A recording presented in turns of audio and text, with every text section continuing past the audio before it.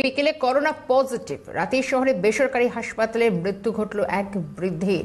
তার বয়স প্রায় 70-এর কাছাকাছি। ইকবালপুরে বেসরকারি হাসপাতালে চিকিৎসাধীন ছিলেন।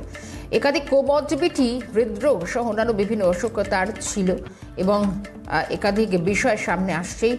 যদিও ইতিমধ্যেই গোটা বিষয়ে সরাসরি নজর রাখবো। অয়ন শর্মা রয়েছেন আমার সঙ্গে। অয়ন, রাতেই শহরে বেসরকারি হাসপাতালে মৃত্যু ঘটল এক বৃদ্ধের, কিন্তু সব থেকে বড় কথা করোনার বাড়ন্ত লক্ষ্য করা যাচ্ছে শহর জুড়ে।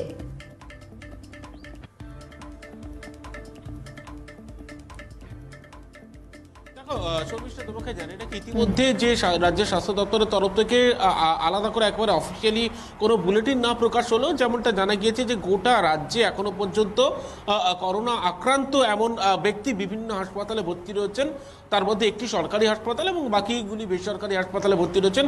সেই সংখ্যাটা কিন্তু 17 এবং এই যে 17 জন যারা আক্রান্ত হচ্ছেন তার মধ্যে 6 মাসের একটি ভিন রাজ্যের শিশুও রয়েছে। কলকাতা মেডিকেল কলেজ হাসপাতালে ইতিমধ্যেই যে পেডিয়াট্রিক আইসিসিউ রয়েছে, আইসিসিউতে ভর্তি রয়েছে সে, এবং তার করোনা রিপোর্ট ইতিমধ্যেই পজিটিভ এসেছে এবং সেই নমুনা জিনোম সিকোয়েন্সিংয়ের জন্য পাঠানো হয়েছে। এবং বাকি যে একেবারে 16 জন যারা ভর্তি রয়েছে তারা শহরের বিভিন্ন বেসরকারি হাসপাতালে ভর্তি রয়েছেন।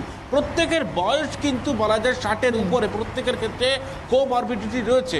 এবং এই জায়গায় দাঁড়িয়ে যেমনটা দেখা গিয়েছিল যে গতকাল দুপুর নাগাদ একবারে ইকবালপুরের একটি বেসরকারি হাসপাতাল, সেই বেসরকারি হাসপাতালে 70 এক বৃদ্ধকে ভর্তি করা হয় এবং তার বিভিন্ন ধরনের সমস্যা ছিল, কোমরবিডিটি জনিত সমস্যা ছিল, হার্টের সমস্যা ছিল, শ্বাসযন্ত্র সমস্যা ছিল এবং শ্বাস প্রশ্বাসের সমস্যা ছিল, যার জেরেই ইকবালপুরের বেসরকারি হাসপাতালে তাকে ভর্তি করা হয় তার পরিবারের তরফে।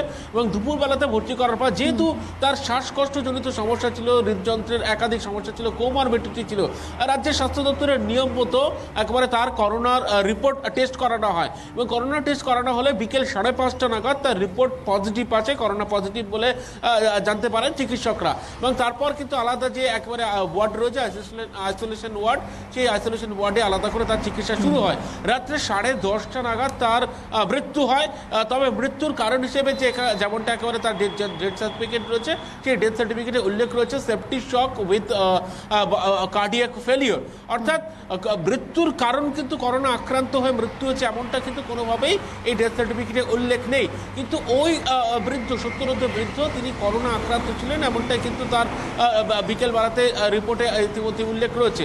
এবং এই যে মৃত্যুর পর বলা যায় যে ইতিমধ্যেই রাজ্যের স্বাস্থ্য দপ্তরের অন্দরে চিন্তার ভাঁজ ইতিমধ্যে কপালে পড়তে শুরু করেছে এবং বিভিন্ন বেসরকারি হাসপাতালগুলিতে যারা যে 16 জন ইতিমধ্যে ভর্তি রয়েছেন সেই খোঁজ খবর নেওয়া কিন্তু ইতিমধ্যে রাজ্য স্বাস্থ্য দপ্তরের তরফ থেকে শুরু হয়ে গিয়েছে। এবং এর পাশাপাশি করে প্রত্যেকটা হাসপাতালের পরিকাঠামো ঠিক কীরকম রয়েছে তা কিন্তু খোঁজ নেওয়া যেমন শুরু হয়ে গিয়েছে। এবং তার পাশাপাশি একটি বিশেষ টিম, সেই বিশেষ টিমও গঠন করে বিভিন্ন হাসপাতালে পরিদর্শনেরও পরিকল্পনা ইতিমধ্যে নেওয়া হচ্ছে।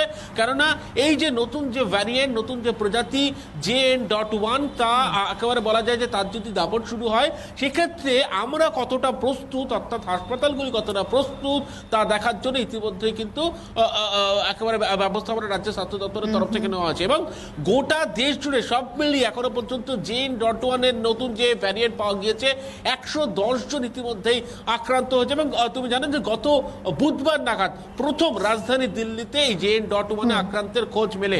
সব মিলিয়ে এখনো পর্যন্ত JN.1 যে নতুন ভ্যারিয়েন্ট, সেই ভ্যারিয়েন্টে গোটা দেশে আক্রান্তের সংখ্যা 110, কিন্তু কলকাতাতে এই JN.1 এর এখনো কোনো হদিশ পাওয়া যায়নি এবং জিনোম সিকোয়েন্সিং এর জন্য যারা আক্রান্ত হয়েছেন তাদের নমুনা জিনোম সিকোয়েন্সিং এর জন্য পাঠানো হয়েছে।